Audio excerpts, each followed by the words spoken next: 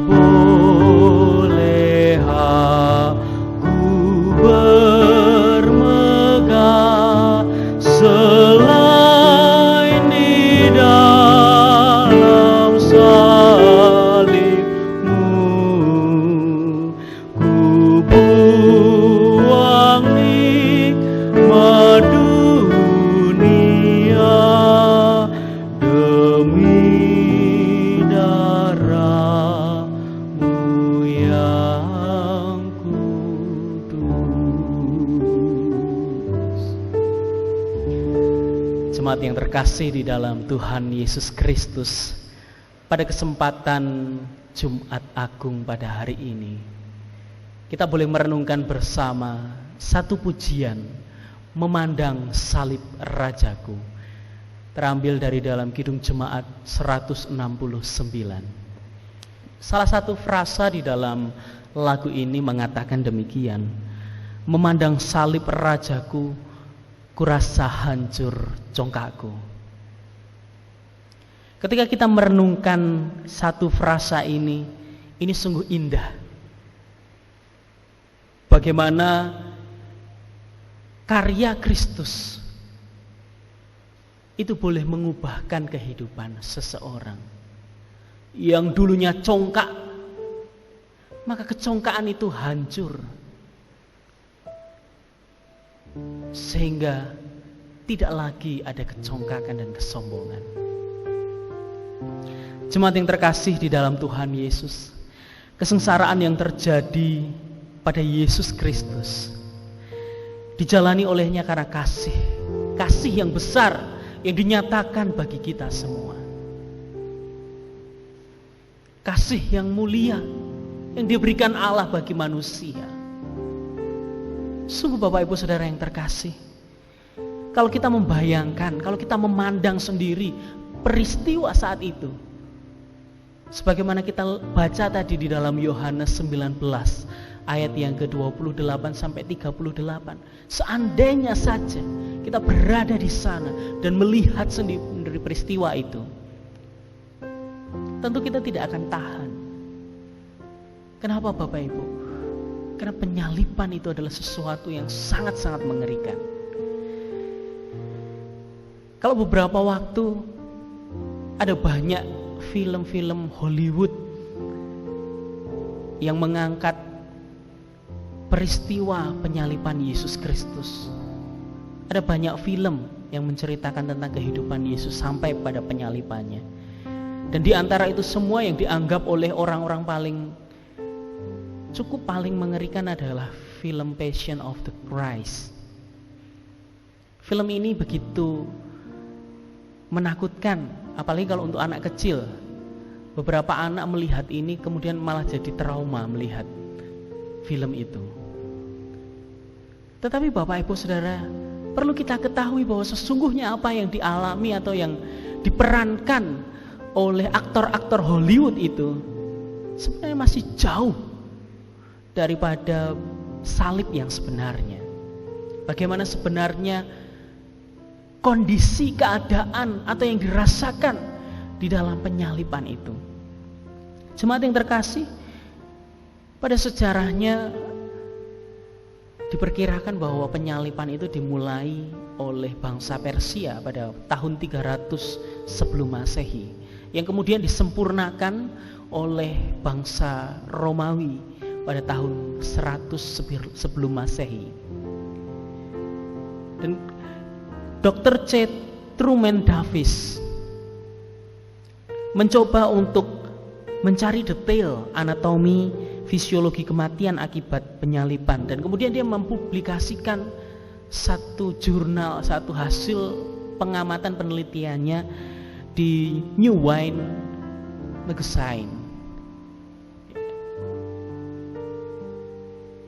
Kemudian dia menuliskan di sana seperti ini: kematian akibat penyalipan yang pertama itu begitu menyakitkan karena hanya untuk mengeluarkan nafas,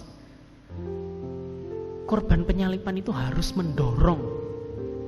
mendorong paku di kakinya supaya bisa mengangkat tubuhnya, supaya tulang rusuknya itu bisa bergerak ke belakang, ke depan, maju. naik, supaya bisa mengeluarkan nafas. Betapa menyakitkan hal itu. Dan kalau kita lihat di film-film itu, para aktor itu ketika disalib tidak bergerak. Pada kenyataannya tidak. Pada kenyataannya orang yang disalibkan itu begitu aktif, sakit yang luar biasa. Dan karena hanya untuk bisa bernafas saja, dia harus menggerakkan tubuhnya. Belum lagi selain proses respirasi atau pernafasan itu, kemudian muncul sesak nafas, rasa sakit yang luar biasa. Kemudian Dr. Setruman ini menyampaikan bahwa di dalam beberapa menit setelah dipaku di kayu salib, maka bahu-bahu korban penyaliban itu akan dislokasi. Dia akan keluar dari tempatnya atau terlepas. Bagaimana tidak, kan harus menopang beban tubuh yang begitu besar. Ditopang hanya dengan tangan yang dipaku.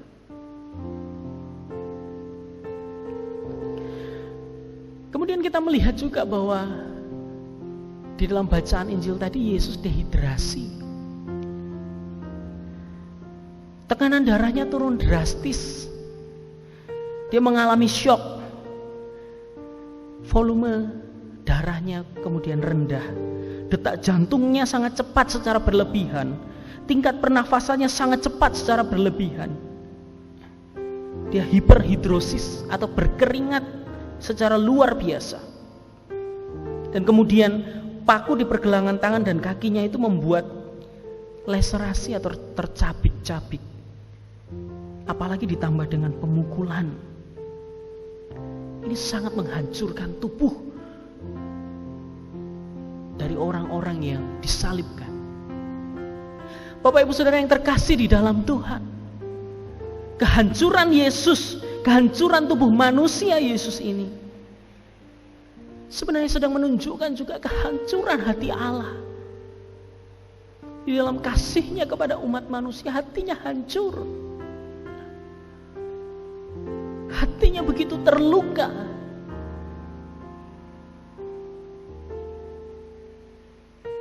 Namun karena kasihnya kepada manusia, dia rela untuk melakukan itu. Betapa luar biasa karya salib itu bagi kita. Jemaat yang terkasih, salib yang menghancurkan hati Bapa ini menjadi cara Bapa juga untuk menghancurkan kekerasan hati manusia. Allah ingin supaya hati kita ini boleh dihancurkan kekerasannya dan dilembutkan. Karena pada kenyataannya manusia itu penuh dengan egoisme, mementingkan diri sendiri. Dan itu yang dikehendaki Allah untuk diremukkan.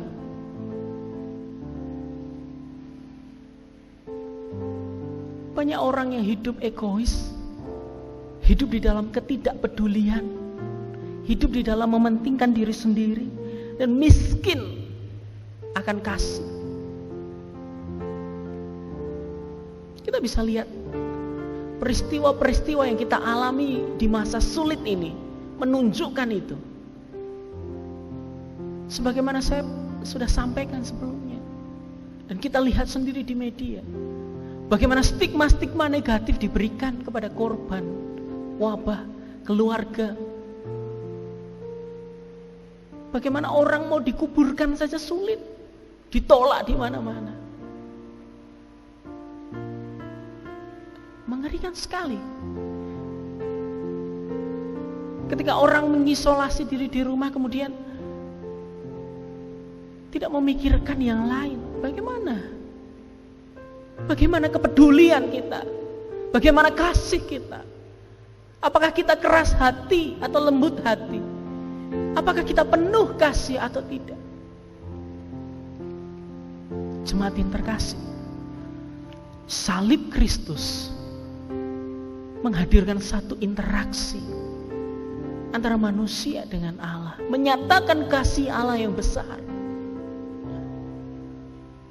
Manusia sebelumnya tidak bisa berjumpa dengan Allah karena dosanya, tidak bisa menemui Allah karena dosanya. Namun karena salib, maka manusia diberi jalan. Yesus itu sendiri menjadi jalan masuk supaya orang bisa datang ke ruang Maha Kudus Allah. Darahnya itu yang membuat orang layak untuk menghadap Allah, berelasi dengan Tuhan.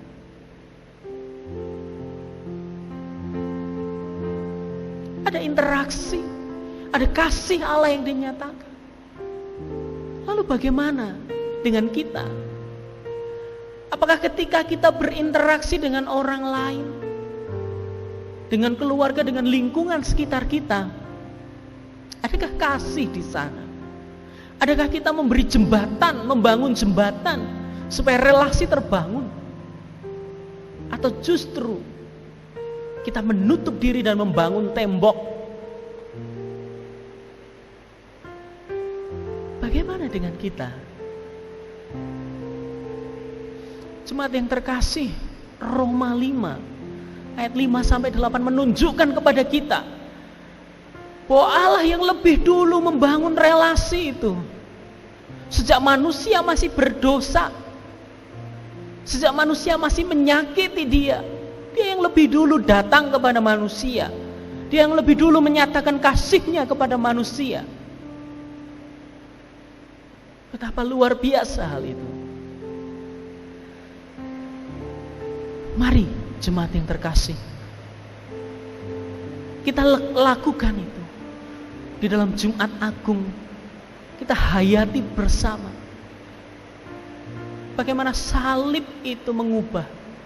Karena hanya karena salib Kristus, maka hidup orang diubahkan, maka hati orang diubahkan. Dan mari dengan memandang salib itu juga, kita boleh membawa kehidupan dan perubahan bagi orang lain.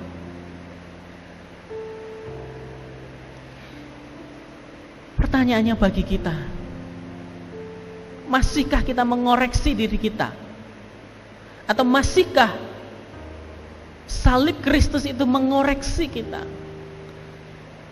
Ketika kita memandang salibnya, di belakang kita lihat ada salib. Ketika kita memandang salib, atau di rumah kita ada salib, ketika kita memandang salib, apakah kita memandang itu hanya sebagai satu hiasan rumah? Atau kalau kita punya kalung salib, anting-anting salib, apakah itu hanya menjadi satu hiasan? Atau bagaimana kita memandangnya? Apakah setiap kali kita memandang salib itu, kemudian kita mengoreksi hati kita? Sudahkah hidupku berubah karena salib itu? Bagaimana perubahan hidupku dinyatakan oleh karena karya salib itu? Mari kita mengoreksi diri kita. Martin Luther pernah mengatakan bahwa kekristenan adalah tentang proses atau becoming. Proses untuk menjadi sesuatu. Proses pertumbuhan. Proses untuk mengenal Allah. Proses sampai kita menerima kesempurnaan, keselamatan. Kekristenan itu adalah proses, bukan hanya hasil. Becoming, not only being.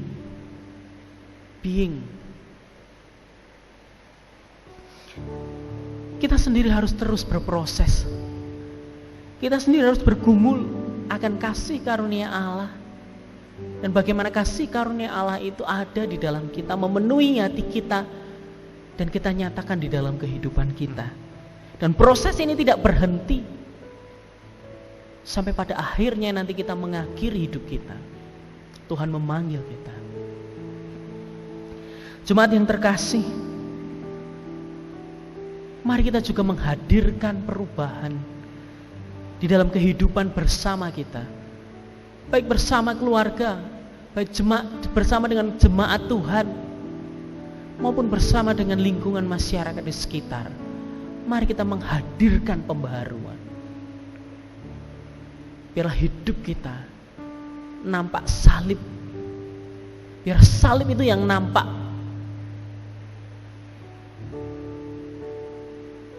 Kiranya Jumat Agung ini boleh dipakai Tuhan untuk mengoreksi kita.